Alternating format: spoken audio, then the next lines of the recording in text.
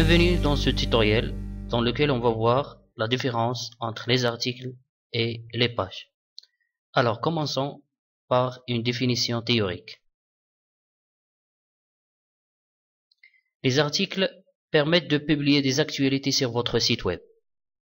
Ils s'affichent selon la date de leur publication et sont donc intéressants pour tenir un blog, afficher des actualités ou rester en contact avec vos visiteurs.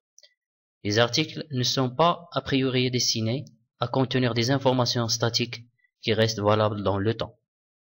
Alors, les articles, c'est un moyen pour poster du contenu bien sûr dans le site web, mais il dépend du temps. Ça veut dire qu'il ne reste pas longtemps. Pour les pages, permettent de publier des informations statiques sur votre site. Contrairement aux articles, ils sont indépendantes du temps. Sur ce site, j'utilise par exemple des pages pour des informations, car ils seront encore valables dans plusieurs mois et je ne souhaite pas qu'elles soient triées par ordre chronologique. Alors pour les pages, contiennent des informations qui durent dans le temps. Exemple des formations, des pages à propos, d'accord, qui contiennent des informations qui ne changent pas, bien sûr, souvent.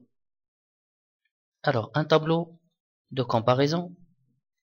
Pour les articles, ils ont une date de publication, afin d'être affichés du plus récent au plus ancien, ou bien le contraire. Deuxièmement, ils contiennent des nouveautés et des mises à jour. Des nouveautés peut-être quotidiennes, hebdomadaires, etc. L'auteur, il est mis en avant. Bien sûr, il est connu, d'accord, dans les articles. Classable par date, auteur, catégorie et étiquette.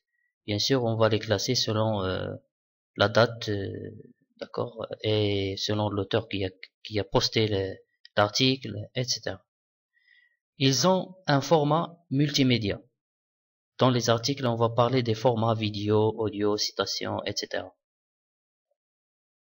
Accessible via les index. Pour arriver à un article, on va lui attribuer un index. Commentaires et liens des sites sociaux. Bien sûr, on va voir comment commenter. Bien, on va poster des commentaires sur les articles et on va mettre des liens pour les partager dans les sites comme Facebook, Twitter, Instagram, etc. Alors, pour les pages, sont intemporelles. Ça veut dire indépendantes du temps. Ils contiennent des informations permanentes. Ça veut dire qu'ils ne changent pas souvent. L'auteur est masqué. Souvent, c'est l'administrateur du site. Classable par relation parent-fils. On va voir une hiérarchie des pages. Donc, il y a des pages parents, des pages fils, etc. Des sous-pages, etc. On va parler des modèles de pages. Là, on parle pas des formats des articles, mais des modèles. Et sont accessibles via les menus. On va créer des menus qui contiendront des pages. Et pas de commentaires normalement. Normalement, une page ne contient pas des commentaires. Résumé, les articles sont triés par date. Ils sont utilisés pour partager des actualités. Les pages ne sont pas triées par date. Elles sont utilisées pour partager des informations qui seront longtemps valables. Alors, on va voir l'interface des pages, par exemple, et on va le comparer avec l'interface des articles. Donc, regardez ici.